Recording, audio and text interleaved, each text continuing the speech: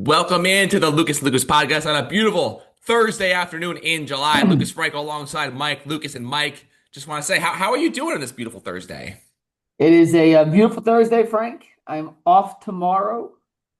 It is a 4th of July weekend, and I go to Italy next week. So there's nothing wrong in my world except for the fact that Devin Williams stinks.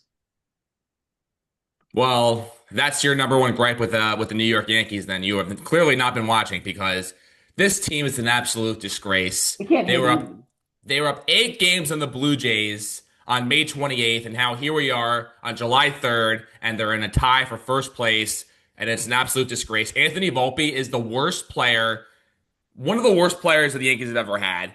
The insistence on him being the everyday shortstop is killing this team. He's hitting like 220. He makes huge errors in horrible spots.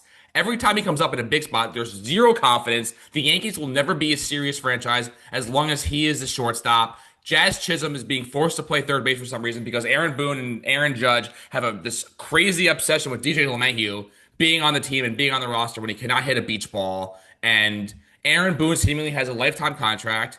So does Brian Cashman. Brian Cashman has been the general manager of the Yankees since 1998. That is like absurd. That is The, crazy. the longevity of that is absurd.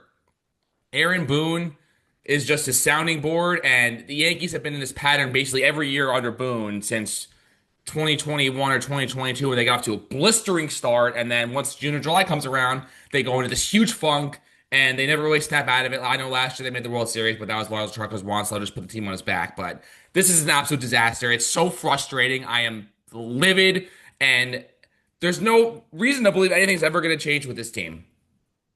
Yeah, we do this every year, Frank, around this time with the Yankees, where it's a roller coaster. They get crazy hot, then they cool off, then they get hot again, then they cool off, and they get hot again, they cool off. So I'm trying to be more even keel with my baseball takes this season because I understand the longevity of the season and I am refusing to let myself get too emotionally high or emotionally low based off any one result. But they've just been playing really bad baseball for about a month now. The bats were just frankly substandard, and that's being kind in the month of June. They got shut out, what, 5 times in the month of June, the second most in a month in franchise history for an offense that has way too many guys to be able to shut out on a consistent basis. They were getting shut out by pitchers that had no business shutting out back-to-back games against the Angels. I'm in Cleveland, Frank, and the Guardians offense is abomination. It's atrocious. And that looks like a lineup that should be getting shut out at the rate the Yankees were getting shut out. And, when they have a game like last night where they end up scoring 9 runs, they lost 11-9, 8, So whatever it was. anytime you can overcome an 8-0 deficit and to come back to tie the game, that's like a game that You have most to every win. other team in baseball wins. You win Yeah. that game. All the momentum is on your side, but not this team. This team just crumbles in that moment. It's like, and I'm watching the game. I'm like, why am I not like as excited as I should be about this incredible comeback? And I could just like sense that they were gonna blow it. It's like Aaron Judge when he hit that huge home run off Garrett Crochet in the ninth inning when Crochet was mowing him down for the first 8 innings of the game, and Judge hits a huge game time home run in the ninth inning. Like that's a game that you should win. Yeah. Like you just got this huge momentum shift, and their inability to capitalize on those situations is staggering. And you know what? Even if the game went to extra innings on Wednesday night, it wouldn't have mattered. This team hasn't scored like they have not won an extra innings road game since Game 5 of the ALCS against the Guardians. Are you serious? That's the last time they won an extra innings road game, I didn't realize it was that. and they believe they've only scored one inherited runner on the road in extra innings all season. That was against the Reds last week when they ended up losing the game anyway. So it, there's clearly something not clicking, and I point to the manager who sets the tone for that team and sets the mentality, as well as the general manager who has, for whatever reason, a lifetime contract and is never going to leave. He's going to be in a nursing home when he's 98 years old, doing his job, and nothing's ever going to change. Yeah, it's once again, the team's good enough to win the American League because the American League stinks. They're not playing good enough right now, but I think they have enough talent when things get clicking to go as deep as any team in this conference. I don't have a ton of faith in the Detroit Tigers, despite their spectacular regular season record. They still have to show it in the playoffs. But I also totally understand and totally get the frustration and they should be bet like it's all valid right now. I'm just not ready to hit the explode button because the East is so bad. Not the East, the entire American League is so bad, Frank. The Guardians, and I'm going back to this, are an abomination offensively, and they are still right in the thick of a wild card spot. So the Yankees cannot be very good and still make the playoffs. And I think now more than ever before, Frank, it's all about just playing good baseball when the playoffs start. Like the 162 games to get there, it means something, but we've seen time after time after time, it's the teams that are hottest at the end of the season make these deep playoff runs that have no business being there. I go back to the Rangers Diamondbacks World Series a couple of years ago, where the Diamondbacks were barely above 500. The Atlanta Braves a couple of years ago. Did they win the World Series? In 2021, they did. Yeah, and they were sub 500, 90 games in. So, we're not even at that point of the season for the Yankees yet. They haven't played 90 games yet. So there's a lot of baseball to be played. But right now, they are not a good baseball team, Frank. Yeah, and you mentioned the Tigers, Gleyber Torres, starting second baseman for the American League in the All-Star game. You know who the Yankees use right about now? Gleyber Torres. But that's beside the point. Another person I'm really fed up with is Sophie Cunningham. I mean, Sophie Cunningham of the Indiana Fever goes out there and has the unmitigated gall when the WNBA announces they're expanding to Cleveland. And she goes out there and she says, I don't know how excited people are going to be going to Cleveland. I mean, who are you to say that? Clearly, she's never been to Cleveland because, as you and I can attest to, it's one of the greatest cities in America. It's one of the best sports cities in America. They have the Browns, they have the Browns, they have the Guardians, they have the Cleveland Monsters, they have the Cavs. It's a loaded sports city. The Browns are getting this brand new stadium in Brook Park, which is going to be unbelievable, state of the art. It is an unbelievable sports city. And Sophie Cunningham, like, I know you play in the WNBA, but you have no right to trash Cleveland like you have. It pisses me off. It gets, my heart rate up, and it's ridiculous. I think it's funny that she's from Missouri and she plays in Indianapolis. And she's talking about, Cleveland, as if Indianapolis is any kind of better city than Cleveland. My sister went to Butler. I spent a decent bit of time in Indianapolis. I spent a lot of time in the city of Cleveland. Is Cleveland perfect? Hell no. Cleveland's pretty cool. And it's a city that supports its teams. The attendance for the Cavs, for the Browns, for the Guardians, regardless of their on-field product, it's historically been as good in terms of the population to the attendance as any city in America. And yeah, is it Miami? No, but do you know what Miami doesn't do? Support its teams, like their major teams. You know why? Because there are other things to do in Miami besides go watch an NBA game or go watch a WNBA game. And more often, and I should point this out, and Sophie Cunningham happens to be on Indiana, there's only one player in the league that the majority of fans have any interest in actually watching. That's Caitlin Clark. I mean, I'll go back to the stat I've used before. 19 of the 20 most attended WNBA games last year, Frank, were Indiana Fever games, home and away. Opposing teams, when the Fever were coming into their city, were moving their games to NBA arenas so they could sell out the stadium because their WNBA arena didn't cut it. You know where the Cleveland team's going to play when they come here, Frank? Rocket Mortgage Fieldhouse. It's not. It's called Rocket Arena now. They changed Rocket Arena. They're going to play at Rocket Arena. They're going to have some of the nicest facilities. Wait. So you mentioned that. Did Rocket Mortgage got rid of the mortgage part of their company Dan name? Gilbert changed the name of his company. His company is now just called Rocket.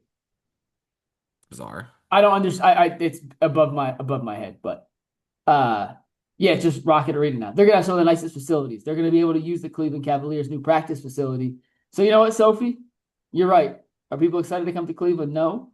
But at least you have fans in the stands when you come play here. Which leads me to my next point. How would you define what a superstar is in sports? What is your definition of a superstar? Well, that's a great question. That's better than anything we had to run down. Really? And it's the dead time of the year. There's nothing going on. I have a lot of I don't know about you. I have a lot of thoughts, but please answer the question. I think a superstar, it changes a little bit sport to sport, but a superstar is a individual who has a severe, not severe in the world, that has a gigantic impact on the outcome on the court and is an attraction to fans off the court. Does a casual have any interest in what player X does? If the answer is no, they can't be a superstar. So my definition of a superstar, which Magic Johnson helped me articulate, is someone who can go on the road and sell out the arena or stadium Yeah, or whatever that yeah, so be. yeah, same kind of premise as that.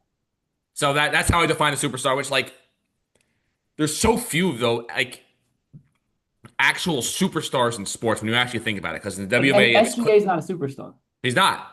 Yeah, It's Caitlin Clark in the WNBA and the NBA. It's LeBron, Steph. Steph. That's probably it in terms of superstar. You know what's crazy? Like Jokic in that definition isn't, but I think Jokic is a well, Wemby does more to move ticket sales than Jokic does. But obviously Jokic is a better player than Wemby. Wemby might get there at some point, but he's not there at this very, very second. But that's I just wanted to see where you stood on that matter. But another thing we have to talk about is this new Brown Stadium going to Brook Park. Obviously the mayor spoke out about it, not thrilled. But I think it's a great move for the city of Cleveland. Obviously, they're not going to be playing in Cleveland, but they'll be right by the airport. And you get a dome stadium, which means you'll be able to get the Final Four. You'll be able to host a Super Bowl. There's it just concerts year round. It's just so much more opportunities with that new layout. And they're not going to be on the waterfront. It's a great location where they're at right now. But the reality is, Mike, you need a dome stadium if you're going to be in a city like Cleveland in the winter months where it gets cold. And you know more about the Browns stadium than I do, but they only have basically Browns games there. That's it. It's Yeah, that's really it. nothing else. So they needed to adapt to the situation and make that stadium more year-round fit friendly and be able to host more events because a stadium that just hosts 13 events a year is not gonna cut it financially. So I get that the outrage, but they're doing what's best for the city. Yeah, this has been a big fight back and forth. The mayor and the city council wanted to keep it downtown because it does help with the downtown businesses. Now they're moving to Brook Park, which is it's only 20 minutes downtown. It's literally 5 minutes from the airport. So people flying in, it'll be easier for them to access. And it's actually going to be built underground, Frank, because it can't get too high because of how close it is to the airport. So they're going to dig underground. So like the concourse level, when you walk, will be street level, and that the field itself is going to be like a story underground, kind of like Emerson's basketball gym, which would be pretty cool. But at the end of the day, this makes sense for everybody. I'm annoyed that Jimmy Haslam got such a gigantic handout from the state to help fund this. He is a billionaire to the utmost extent. He has sold his company for like $13 billion. He could have paid for the whole thing by himself. And Cleveland certainly could have used that $600 million for better reasons than helping a billionaire build a stadium in which he's going to make 1,000 times more money than he puts into it. Because, by the way, he's going to own the hotels, the bars, and the restaurants, and the shopping all in that plaza. It's all his land. So he's going to make a gajillion dollars off it. But at the end of the day, Frank, the stadium downtown's a dump. It's falling apart. It would have cost just as much money to renovate it as it would to build this new one. So, like, if that's the two choices, go build the new one, make it state of the art.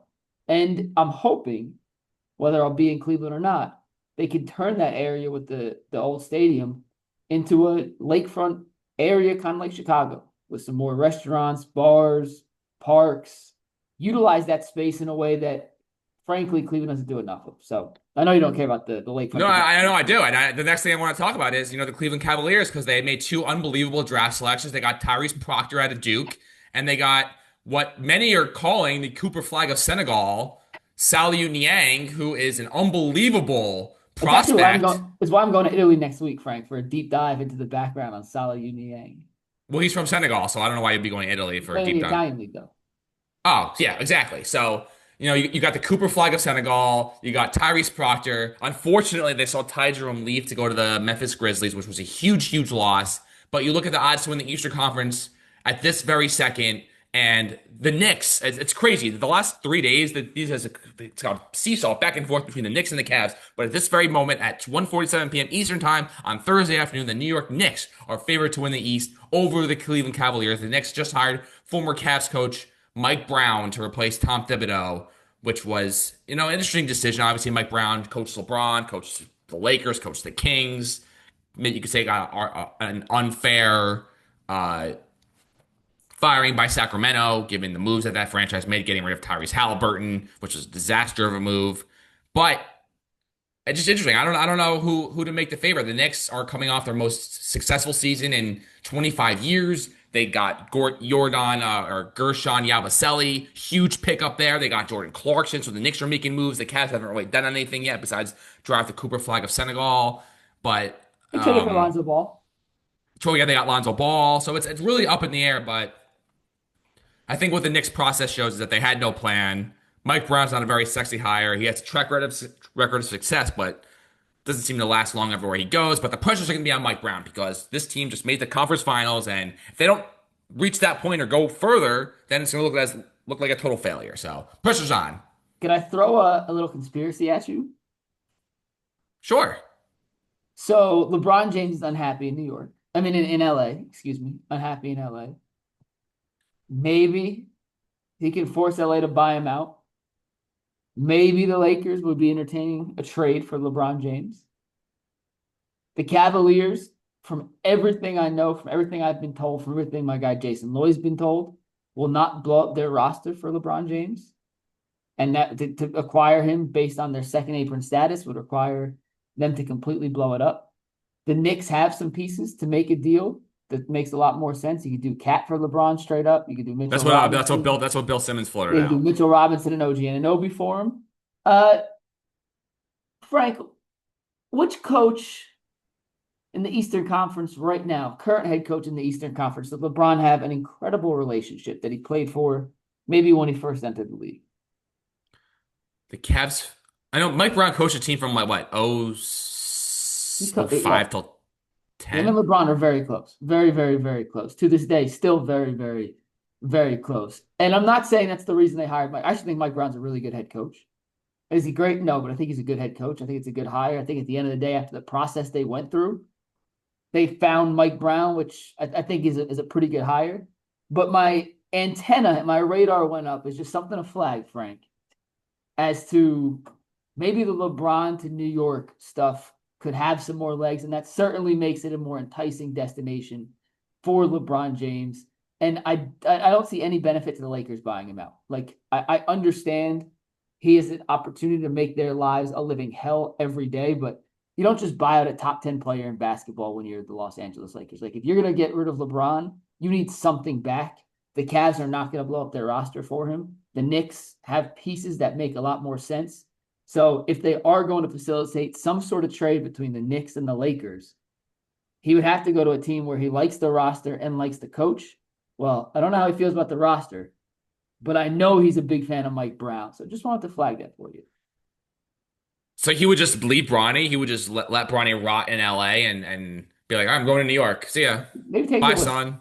Maybe take some with him. It's $4 million. Like, that's the easy part to match. It's matching LeBron's salary is the tough part.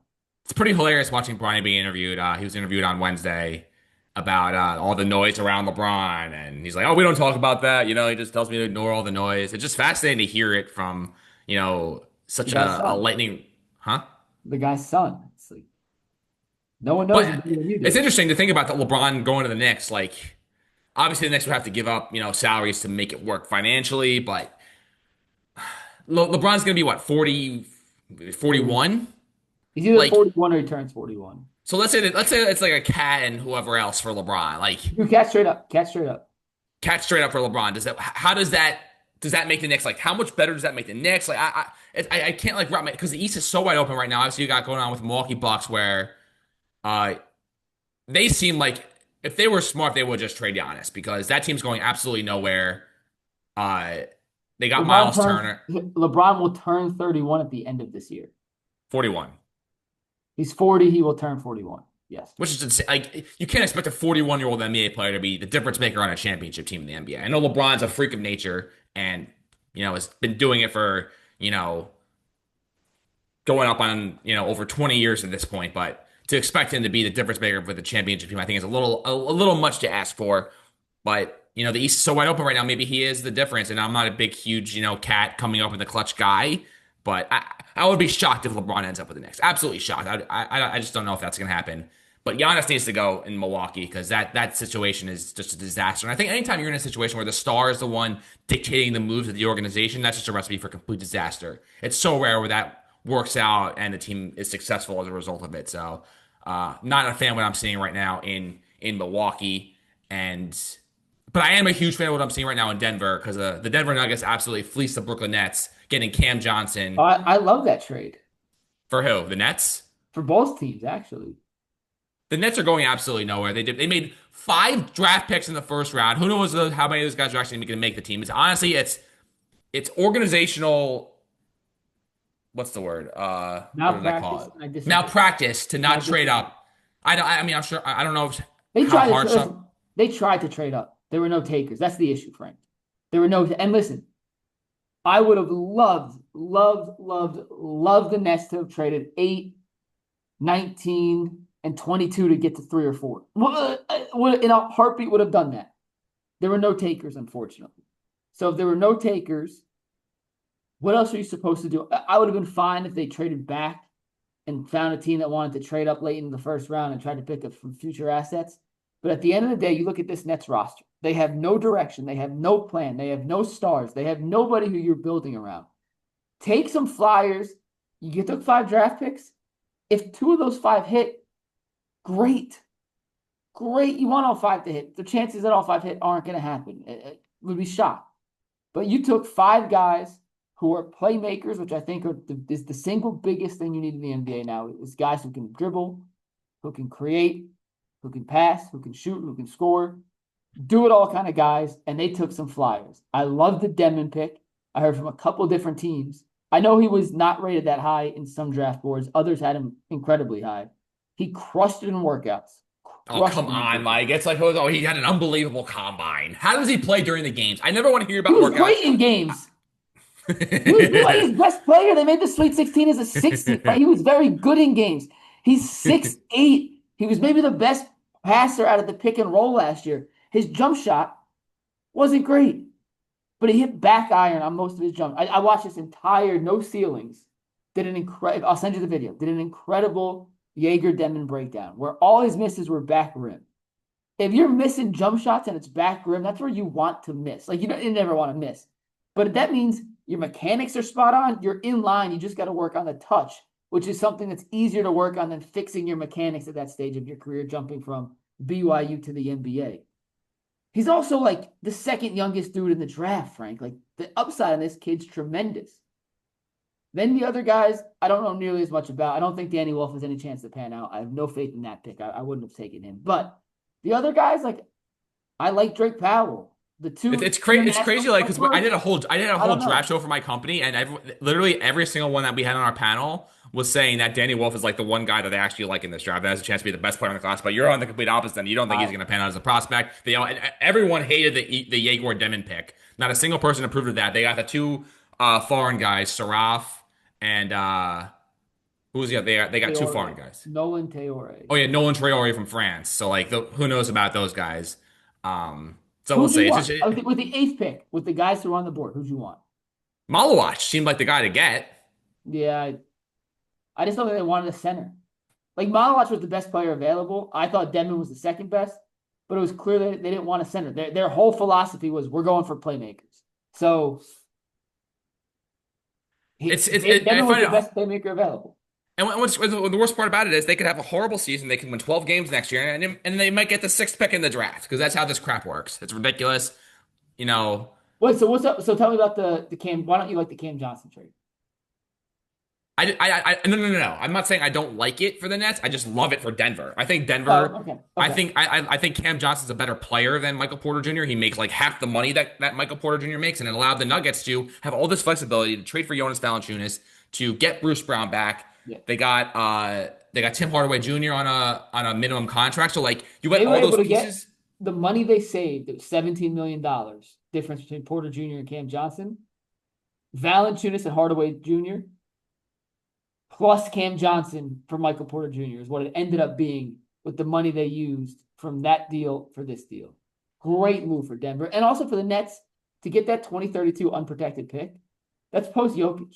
Like I know it's way down the line, but unprotected first in a post Jokic era could end up being incredibly valuable.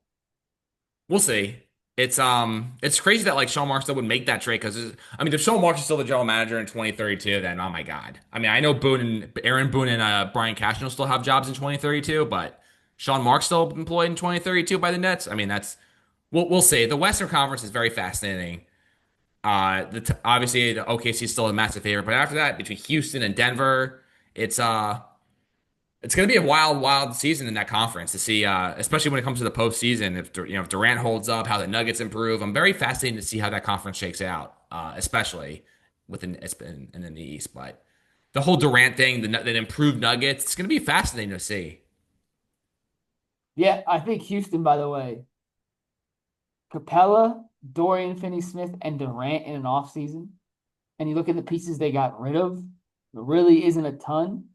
They are as deep, as tough, as long, as athletic as you can hope to be outside of the point guard position. I still have my fears that Fred VanVleet at this stage of his career can still be that high level point guard you need to win an NBA championship with. But he re-signed on a great deal too. I like their draft. Like they got some dudes, Frank. Houston, they're doing well. All right, that will do it for this edition of Lucas Lucas Podcast. Mike will be off to Italy in 1 week, going to Naples for some reason. Then he's going to Capri and Amalfi Coast. So very excited about our Italian getaway. But he will not be going to Venice, where Jeff Bezos just got married. No, I will not. Frank, one thing I have to do while I'm in Italy, on the record right now. You got to do the Blue Grotto in Capri. I'll see if I can make a way to Capri. All right, we'll see you guys in a couple of weeks after I get an Italian tan. And the Yankees will be 8 games out of Recap. first place when Mike returns, so they will lose the next 8 games. They will get swept by the New York Mets in the Subway Series. They will get swept by the Seattle Mariners next week. Cal Raleigh will hit 6 home runs against them in the 3 game set. And then we'll go into the All-Star break trailing by 8 games in the division, and Aaron Boone will get a 10-year contract extension. Peace.